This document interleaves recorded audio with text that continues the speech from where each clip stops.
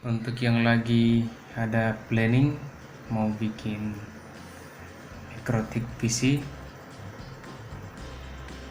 tapi masih bingung kira-kira spesifikasi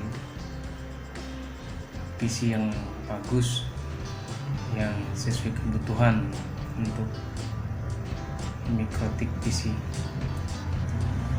Ini kemarin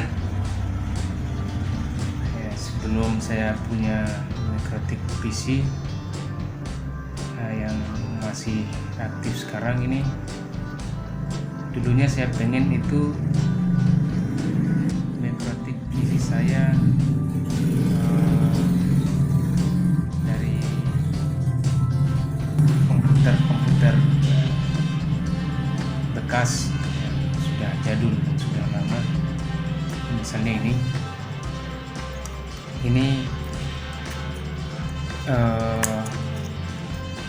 masih pakai LAN card PCI, jadi masih versi lama, belum gigabit juga. Kemudian kita tanggalkan dulu. Ini motherboard kebetulan tipe G31M7T dari Nextboard. Ini masih pakai DDR2, jadi sekarang kan zaman DDR2 sudah punah. Beberapa saja yang jual ini sudah murah sih kalau di Tokopedia itu. Kalau di toko itu sudah, toko offline itu sudah jarang ya, sudah pada upgrade ke DDR yang lebih baru, minimal DDR3, DDR5, DDR4 ini. Kemudian prosesor sebenarnya ini sudah dual core juga, chipset soketnya 775. Nah, di sini belum ada soket untuk PCI Express. Ini motherboard bekas saya install Windows 7, kemudian saya pasang di situ QT hotspot, itu aplikasi untuk WiFi juga. Yang lama itu kebetulan saya jual juga WiFi ini, hotspot, makanya ini untuk sebar pakai ini. Masih zaman 3G, jadi kita pakai yang jadul-jadul juga. QT hotspot itu menurut saya bagus juga untuk jalankan, cuma kekurangannya kalau habis padam lampu itu harus disetting ulang ya sebenarnya, tapi itu suatu masalah juga, harus standby di depan laptop, depan komputer. Untuk yang lain mirip dengan Mikrotik sebenarnya. QT hotspot juga bagus sebenarnya, tapi itu ya aplikasi jadul lah, zaman dulu. Saya kemarin sempat juga mengaktifkan kembali QT hotspot dengan jaringan IndiHome ya. Yang lama itu pakai ISP-nya 3G dari Telkomsel ataupun Excel. Kemarin pas mulai lagi ke IndiHome tahun kemarin, tapi rasanya kurang bagus karena anak penyewa hotspot itu sekarang beli voucher itu rata-rata main game online, jadi pingnya kurang bagus situ. Kalau sudah ping kurang bagus pasti gamenya nge-lag. Ini saya kemudian berinisiatif untuk membeli sebuah Mikrotik RB750, tapi yang bekas di Tokopedia itu sudah murah, 250 sudah dapat Tokopedia, namun setelah diuji coba dijalankan ya, baru 20 user sudah. Saya ambil dulu BP50. Nah ini 20 user sudah ngos-ngosan, CPU sudah main 40 sampai 60 ya. Saya pakai fan biar lebih dingin, tapi tidak ngaruh sebenarnya ke kinerja prosesor. Ini saya pikir ini permasalahannya karena dia juga mesin tua, jadi sudah tidak layak pakai sebenarnya. Kalau dengan user lebih dari 10, user lebih dari 5 sih masih aman-aman. Kalau selebihnya kadang hang, jaringan hang, jadi tidak bisa dipakai. Nah, dia freeze, dia diam seperti itu, jadi tidak bisa menyebarkan jaringan. Lanjut, kita mungkin akan membahas ini. Ini sebenarnya kalau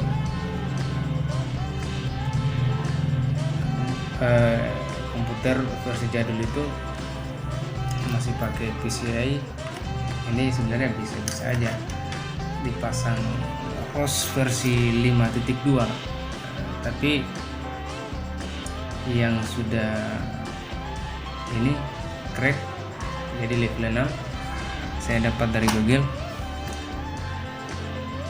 tapi ribet di pemasangan,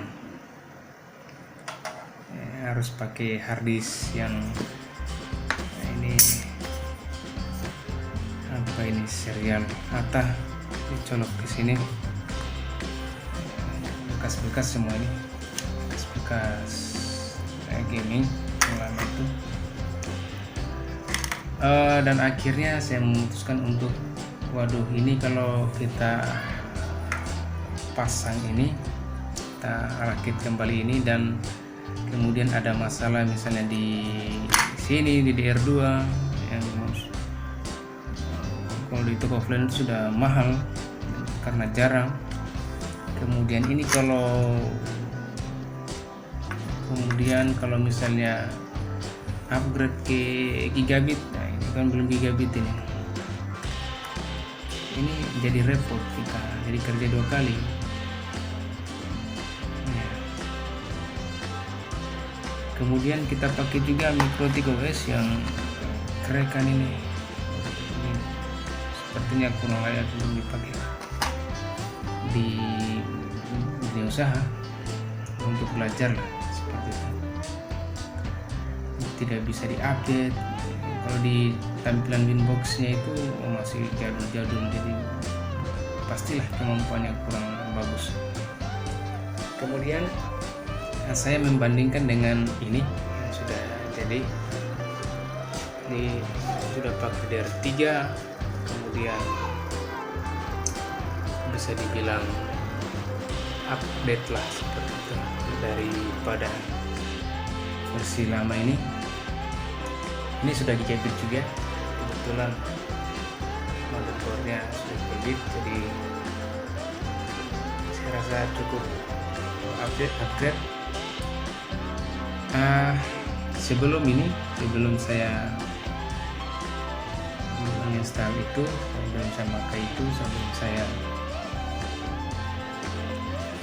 dulunya saya punya ini ya, jadi saya buat ROS 5.20 level 6 ini yang versi crack untuk menguji coba dulu apakah seperti apa cara installnya, apakah sama saja dengan Windows. Ternyata memang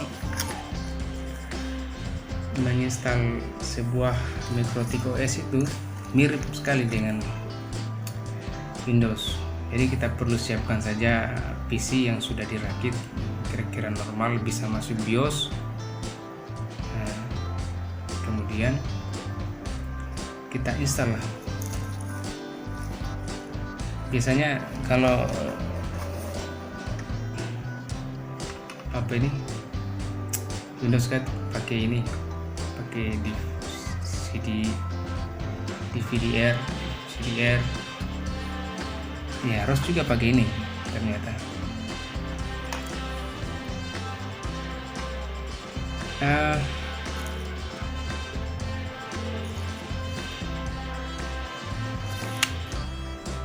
Saya tidak jadi menginstal ini di sini karena saya berpikir seperti itu, jangan sampai nanti suatu saat ada masalah. Saya buatlah yang ini, kemudian saya pakaikan ini, saya ambil dulu ini konverter dari sini, namanya IDE ya. Oke, USB 3.0. Kemudian saya colok ke komputer Windows 8, Windows 10. Saya pakai aplikasi VMware, kemudian saya install langsung di situ. Beberapa tutorial saya nonton di YouTube, dan ini sebenarnya cukup sulit memasang ROS 5.20 ke sini. Ya, ternyata saya dapat video di YouTube itu dari bahasa Inggris, dan dia memakai settingan Windows, bukan lagi ke Linux Ubuntu. Pilihannya itu ada Windows XP ya, Linux XP baru bisa terpasang ini. Sebenarnya di Windows pun itu hanya butuh ini, harddisk yang sudah terinstall oleh Windows. Sama juga ROS juga itu kita butuh saja ini, harddisk yang sudah terinstall oleh ROS. Kemudian komputernya bagus, menyala, dia hanya mengakses dari sini. Makanya ini lisensi itu melekat di harddisk, bukan di PC-nya sana. Jadi ada semacam kode, saya lupa namanya, apalagi untuk mengidentifikasi pada saat didaftarkan oleh penjual level lisensi level.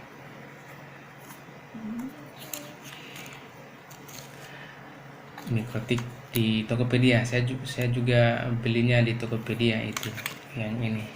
Kemudian saya buat yang ini level 4, cukup mahal juga, 300.000 di Tokopedia itu. Cukup kirim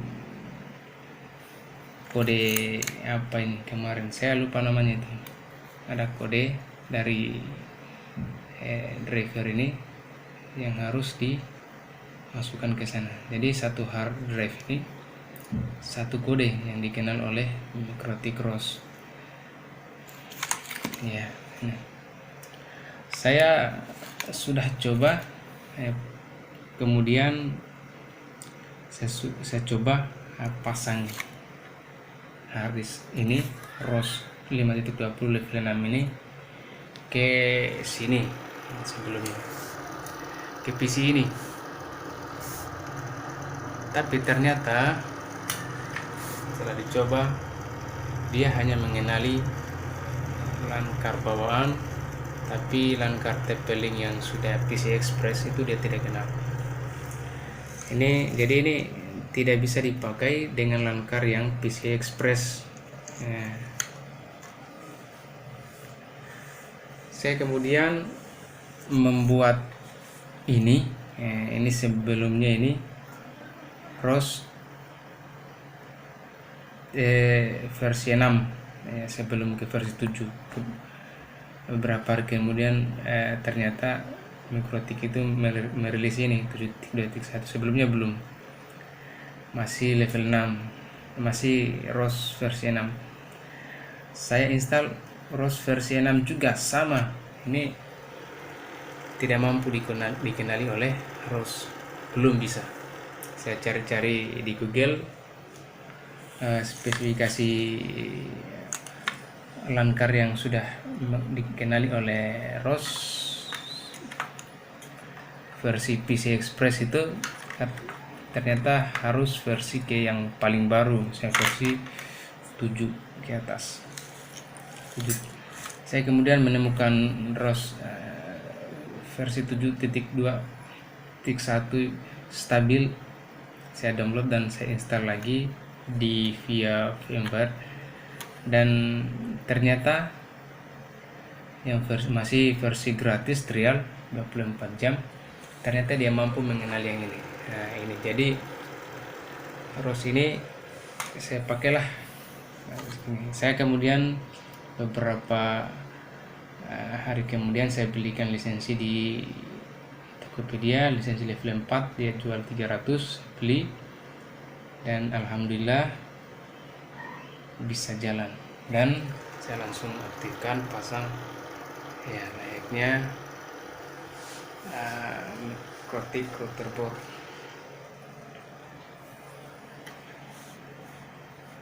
Jadi saya tinggalkan ini, saya tidak pakai karena perbedaan spesifikasi, kemudian perbedaan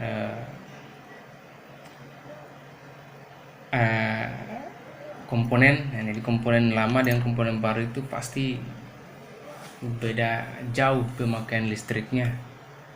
Ini masih serba tinggi dayanya, kemudian daya tahannya juga dengan bahan-bahan ini kan sudah tua, jadi bahan-bahan ini rawan rusak. Jadi mungkin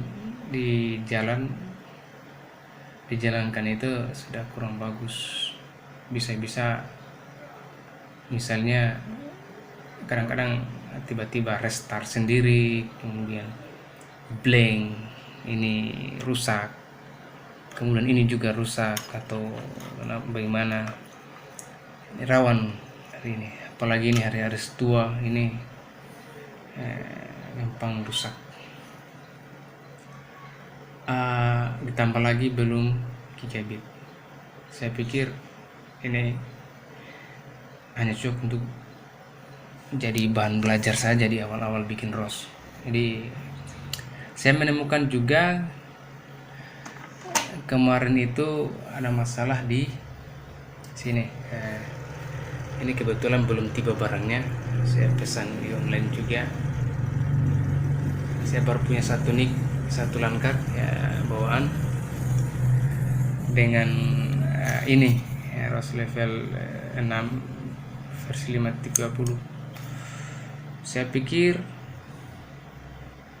saya cari-cari di YouTube apakah ada yang pernah bisa satu Lankar menjalankan dua ini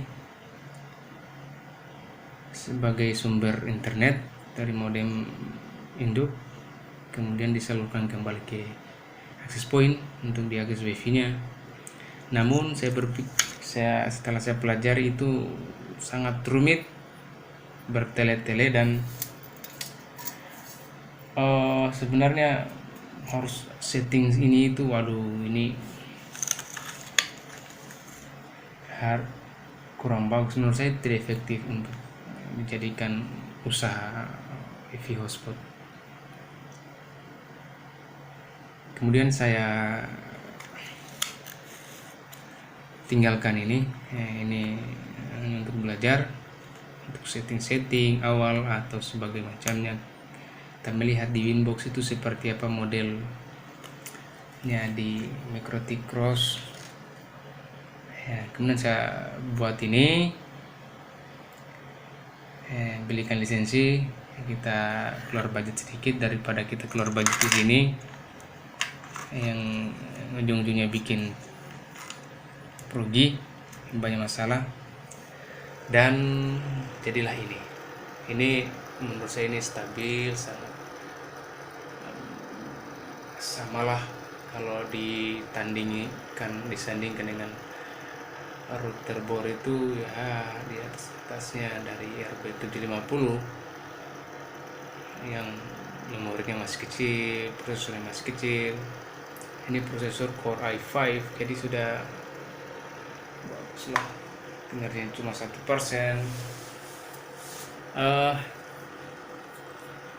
Sejauh ini aman-aman saja, adem-adem saja, dan tidak perlu macam-macam ininya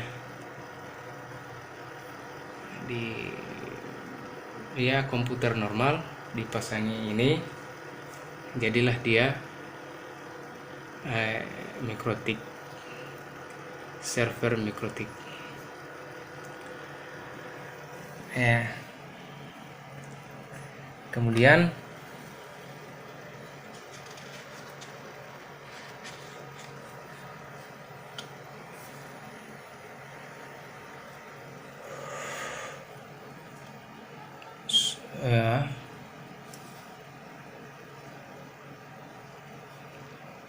jadi menurut saya sarankan itu tinggalkanlah versi lama ini.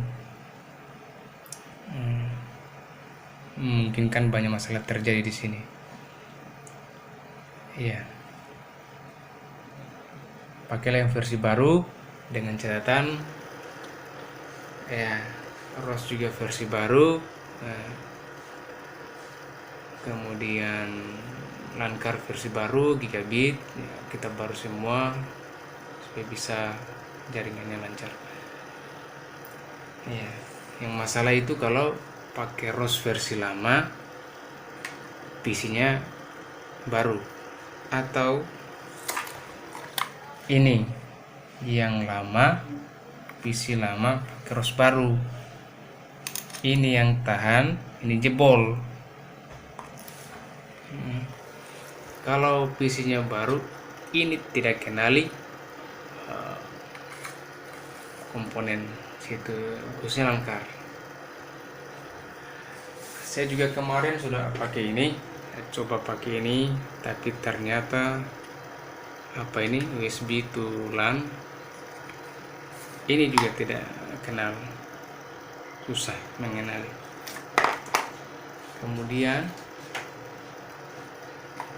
ROS versi 7.2.1 juga ternyata tidak mengenali ini ya. Saya belum coba yang ini ya, belum coba apakah dia kenal dengan ini, tapi karena saya sudah punya ini, jadi ini tidak dipakai lagi.